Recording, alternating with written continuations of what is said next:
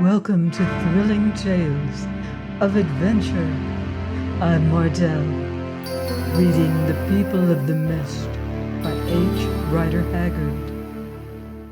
Chapter 40, Otter's Farewell. The night which followed, Leonard is wont to declare, proved to be the very worst that he ever spent in his life. Notwithstanding his intense weariness, he could not sleep. His nerves were too shattered to allow of it.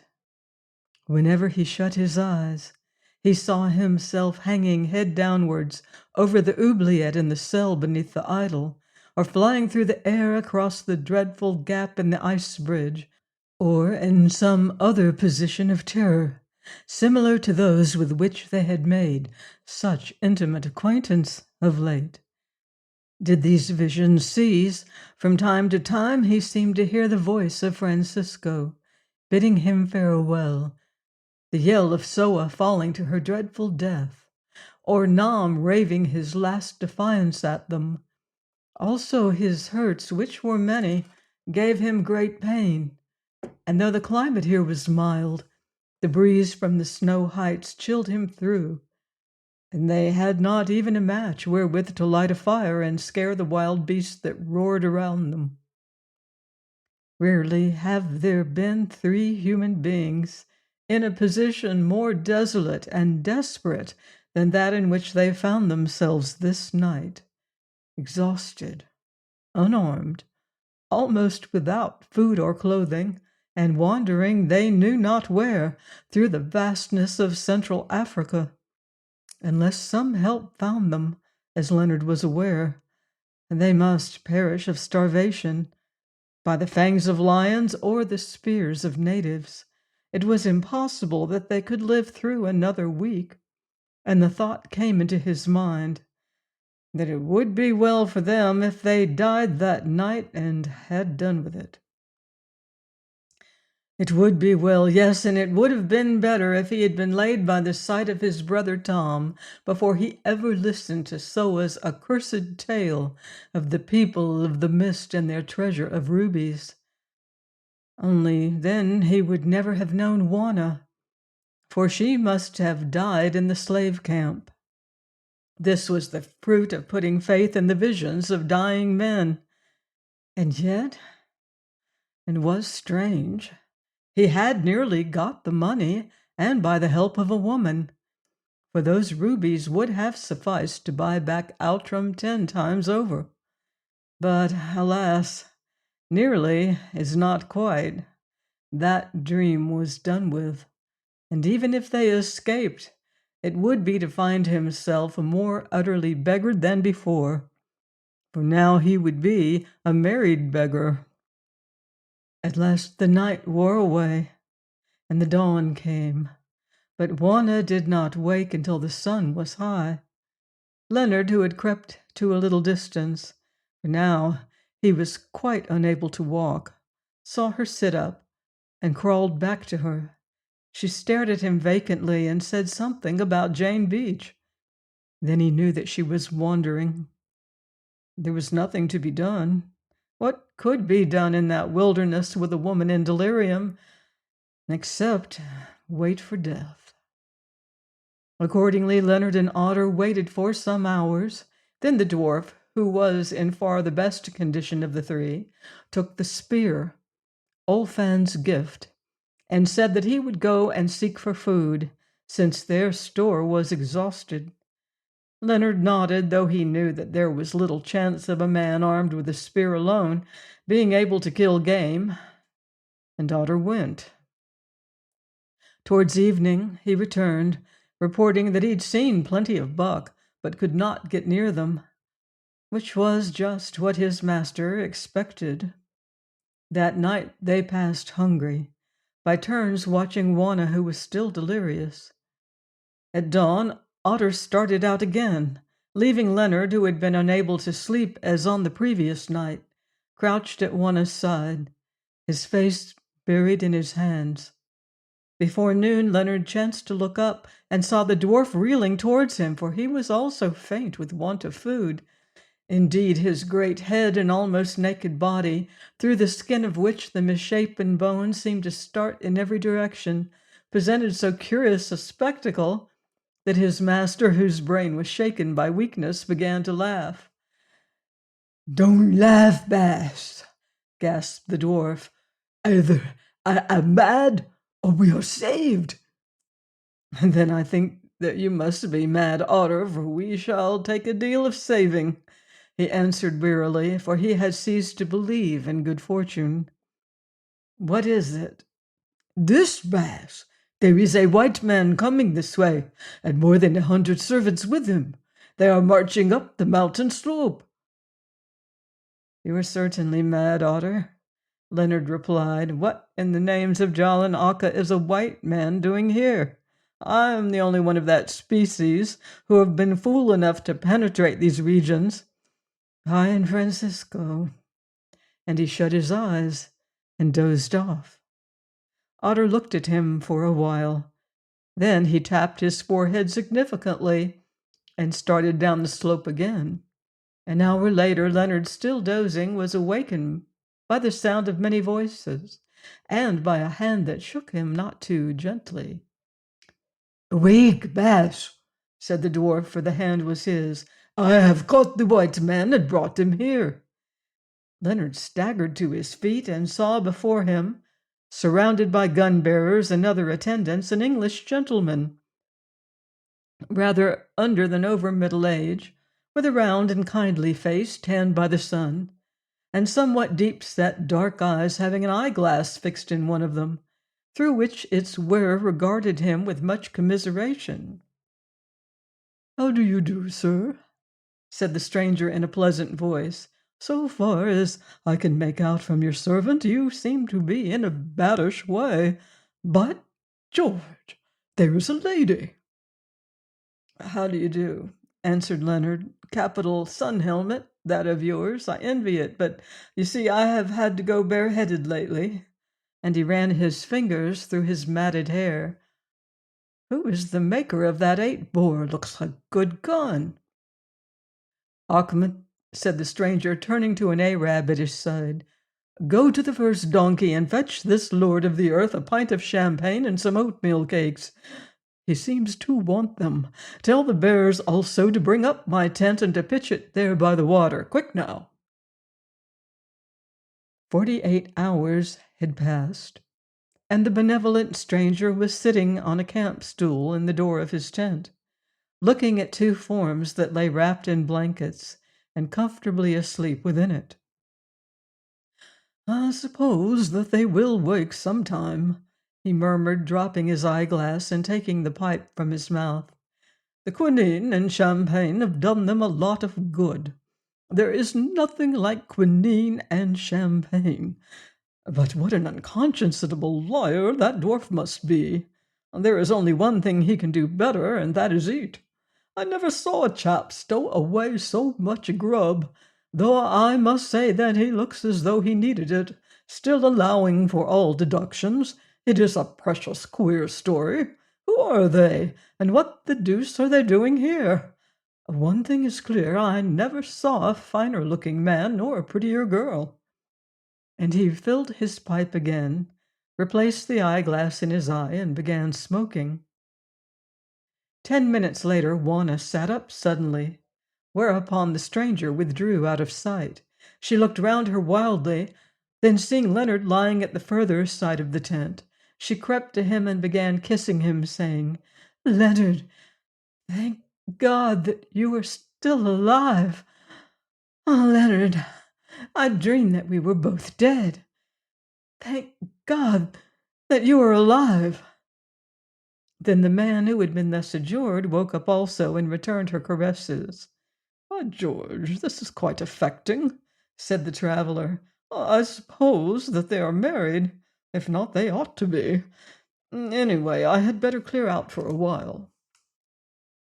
An hour later he returned, to find that the pair had made themselves as presentable as soap and water and some few spare garments which he had sent to Leonard would allow, and were now sitting in the sun outside the tent. He advanced, lifting his helmet, and they rose to meet him. "I suppose that I had better introduce myself," he said with some hesitation, for he was a shy man.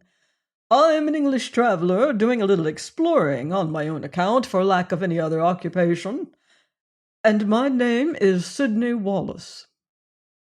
"Mine is Leonard Outram," answered Leonard, "and this young lady is Miss Warner Rodd." Mr. Wallace started and bowed again. So they were not married.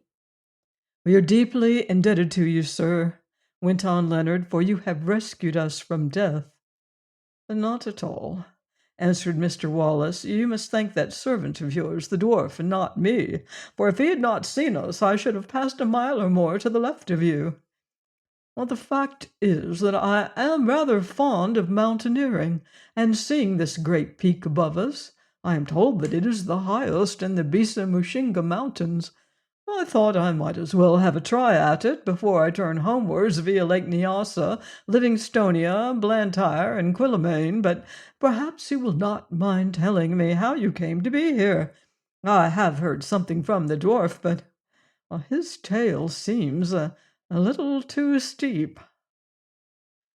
"I'm afraid you will think ours rather steeper, Mr. Wallace," said Leonard, and he proceeded to give him a short outline of their adventures.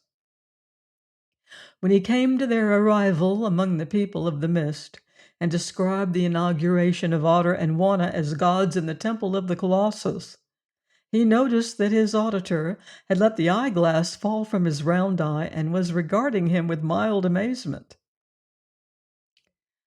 "I'm afraid that all this does not interest you," said Leonard stiffly. "On the contrary, Mr. Outram, it interests me very much. I am exceedingly fond of romances, and this is rather a good one." "As I thought, it is scarcely worth while to go on," said Leonard again. "Well, I cannot wonder that you do not believe me." "Leonard," interposed Wanna quietly, "you still have the star ruby. Show it to Mr. Wallace." He did so, somewhat sulkily, and then, as he seemed disinclined to say anything more, Wanna took up the tale, showing in evidence of its truth the spear, the frayed rope, and the tattered white robe which she had worn in her character of Akka, and indeed still wore beneath poor Francisco's cassock, for she had no other. Mr. Wallace heard her out, then without making any comment he rose, saying that he must try to shoot some meat for the camp, and begged that they would make themselves comfortable until his return that evening. Before sundown he reappeared, and coming straight to the tent, asked their pardon for his incredulity. "I have been up yonder," he said, "following your spoor backwards. I have seen the snow bridge and the stones and the nicks which the dwarf cut in the ice. All is just as you told me, and it only remains for me to congratulate you upon having escaped from the strangest series of dangers that ever I heard of." And he held out his hand, which both Leonard and Wanna shook warmly. "By the way," he added, "I sent men to examine the gulf for several miles, but they report to me that they found no spot where it would be possible to descend it, and I fear, therefore, that the jewels are lost forever.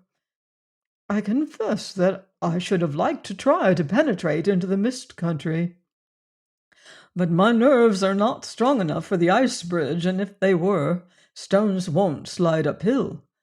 Besides, you must have had about enough of roughing it, and will be anxious to turn your faces towards civilization.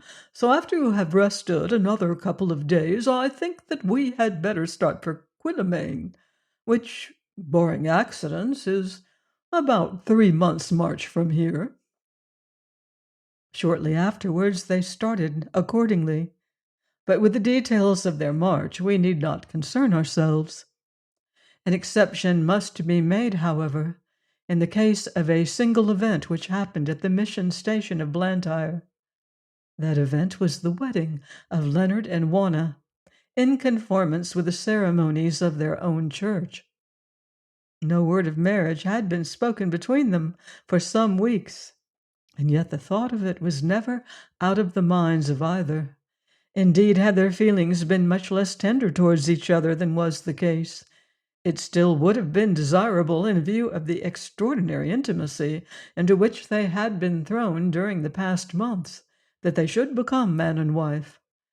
Leonard felt that, alone as she was in the wide world, nothing short of mutual aversion would have justified him in separating from Juana, and as it was love and not aversion that he entertained towards her, this argument came home to him with overmastering force.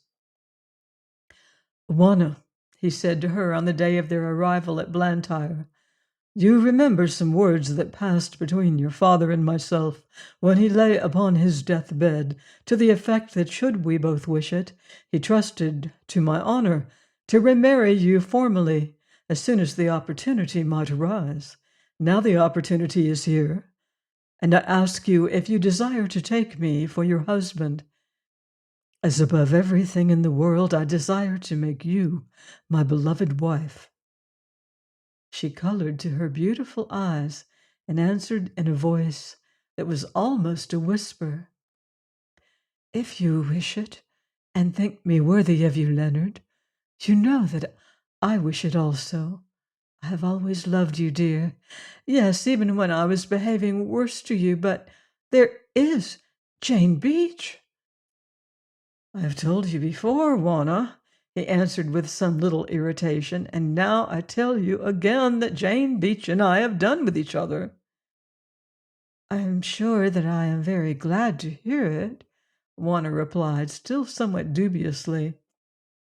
The result of that conversation, being of a private character, will scarcely interest the public.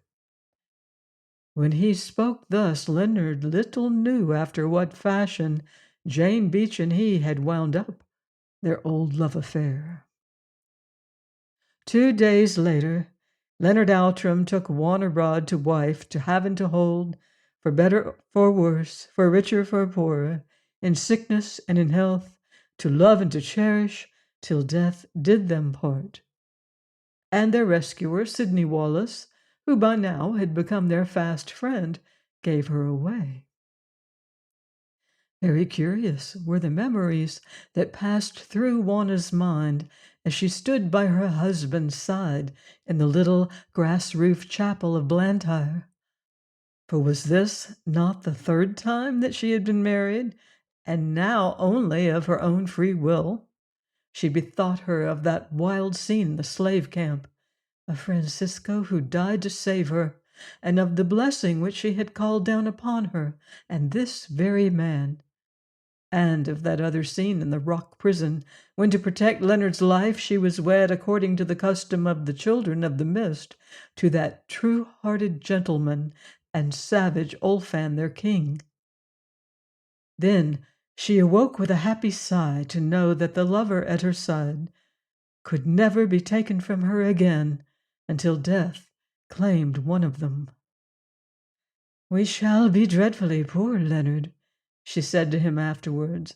"It would have been much better for you, dear, if I had fallen into the gulf instead of the rubies." "I am not of your opinion, love," he answered with a smile, for he was very happy. "Hang the rubies! Your price is far above rubies, and no man may struggle against fate. I have always been able to make a living for myself heretofore, and I do not doubt that I shall continue to do so for both of us. We will leave the rest to Providence. You are more to me, Juana, than any wealth, even more than Outram." That evening Mr. Wallace found Otter gazing disconsolately at the little house in which Leonard and Juana were staying. "Are you sad because your master is married, Otter?" he asked. "No," answered the dwarf. "I am glad. For months he has been running after her and dreaming of her. Now at last he has got her. Henceforth she must dream of him and run after him, and he will have time to think about other people who love him quite as well." Another month or so went by, while the party journeyed in easy stages towards the coast. And never had wedded lovers a happier honeymoon, or one more unconventional than that passed by Leonard and Juana, though perhaps Mr. Wallace and Otter did not find the contemplation of their raptures a very exhilarating occupation. At last they reached Quillimane in safety and pitched their camp on some rising ground outside of the settlement, which is unhealthy. Next morning at daybreak, Mr. Wallace started to the post office, where he expected to find letters. Leonard and Juana did not accompany him, but went for a walk before the sun grew hot. Then it was as they walked that a certain fact came home to them, namely, that they could not avail themselves of their host's kindness any longer, and further that they were quite penniless. When one is moving slowly across the vast African wilds and living on the abounding game, love and kisses seem an ample provision for all wants. But the matter strikes the mind in a different light after the trip is done and civilization, with its necessities, looms large in the immediate future. "What are we to do, Juana?" asked Leonard in dismay. "We have no money to enable us to reach Natal or anywhere, and no credit on which to draw." "I suppose that we must sell the great ruby," she answered with a sigh, "though I shall be sorry to part with it." "Nobody will buy such a stone here, Juana, and it may not be a real ruby after all. Perhaps Wallace might be willing to advance me a trifle on it, though I hate having to ask him." Then they went back to breakfast, which they did not find an altogether cheerful meal. As they were finishing, Mr. Wallace returned from town. "I have got good news," he said. "The British India mail will be here in 2 days, so I shall pay off my men and go up to Aden in her and thence home. Of course you will come too, for like me I expect you have had enough of Africa for the present. Here are some copies of the weekly edition of the Times. Look through them, Mrs. Outram.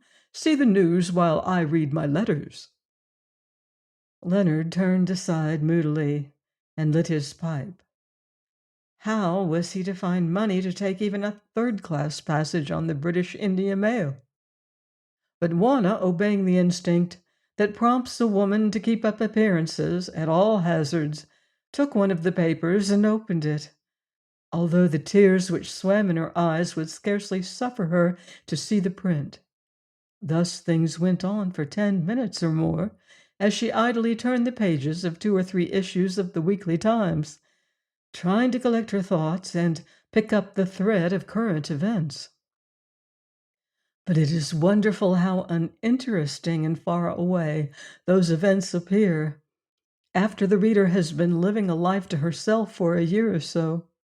And Juana, preoccupied as she was with her own thoughts, was about to give up the attempt as a failure when the name of Outram started to her eyes. A minute later her 2 companions heard a sharp exclamation and turned round. "What is the matter, Mrs. Outram?" said Wallace. "Has France declared war against Germany? Or is Mr. Gladstone dead?" "Oh, no, something much more important than that. Listen to this advertisement letter. If Leonard Outram, second son of Sir Thomas Outram, late of Outram Hall, who was last heard of in the territory to the north of Delagoa Bay, Eastern Africa, or in the event of his death his lawful heirs, will communicate with the undersigned, he or they will hear of something very greatly to his or their advantage.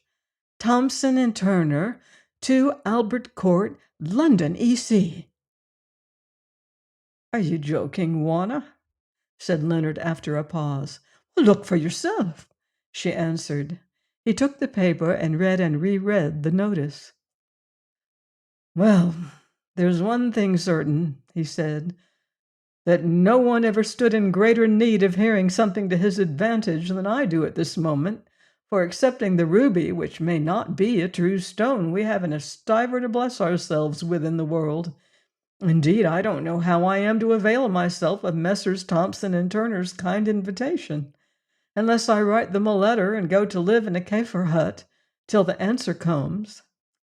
"Don't let that trouble you, my dear fellow," said Wallace. I can get plenty of cash here, and it is very much at your service. I am ashamed to take further advantage of your kindness, answered Leonard, flushing. This advertisement may mean nothing, or perhaps a legacy of £50, though I'm sure I don't know who would leave me even that sum. And then how should I repay you? Stuff, said Wallace. Well, replied Leonard, beggars must put their pride in their pockets. If you will lend me a couple of £100 and take the ruby in pledge, I shall be even more grateful to you than I am at present, and that is saying a good deal.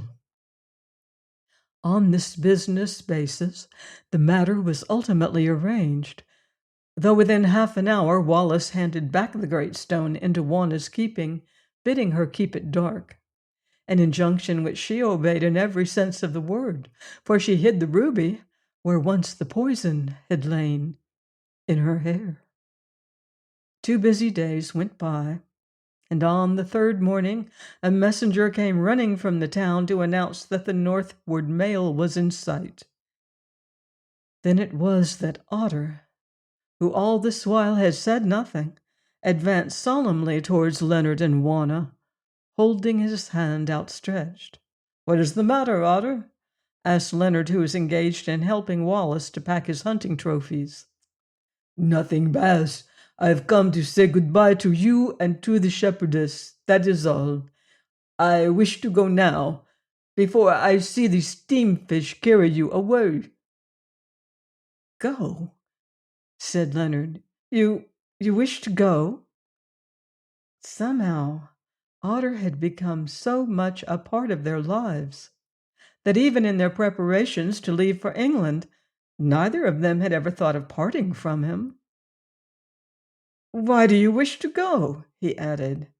"Because I am an ugly old black dog, Bass, and can be of no further use to you out yonder." And he nodded towards the sea. "I suppose you mean that you do not want to leave Africa, even for a while," said Leonard with ill-conceived grief and vexation. "Well, it is hard to part with you like this.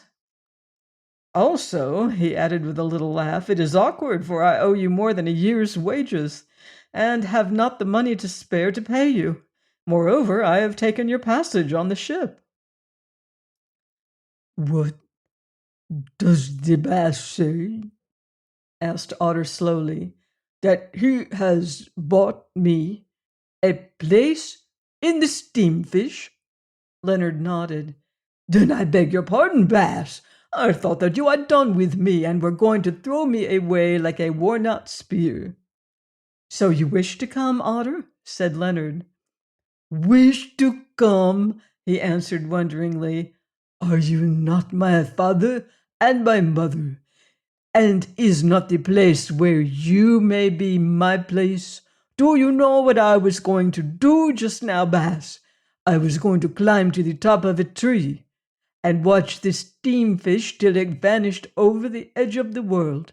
Then I would have taken this rope, which already has served me well among the people of the mist, and set it about my throat and hang myself there in that tree. For that is the best end for old dogs, Bass." Leonard turned away to hide the tears which started to his eyes, for the dwarf's fidelity touched him more than he cared to show. Seeing his trouble, Wanna took up the talk to cover his confusion. "I fear that you will find it cold over yonder, Otter," she said. "It is a land of fog, they tell me, and there are none of your own people, no wives or Kaffir beer. Also, we may be poor and have to live hardly." "A fog I have seen something lately, shepherdess," answered the dwarf, "and yet I was happy in the fog because I was near the Bass. Of hard living I have seen something also, and still I was happy, because I was near the Bass.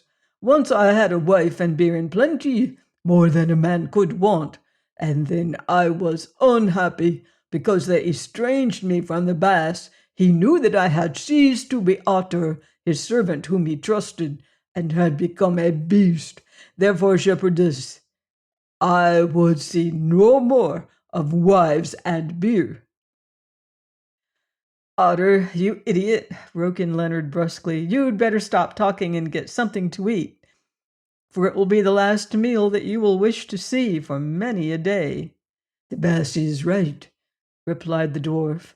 Moreover, I am hungry, for sorrow has kept me from food for these 2 days. Now I will fill myself full, that I may have something to offer to the black water when he shakes me in his anger. Please join me next time for another exciting chapter of The People of the Mist by H. Rider Haggard, here on Thrilling Tales of Adventure.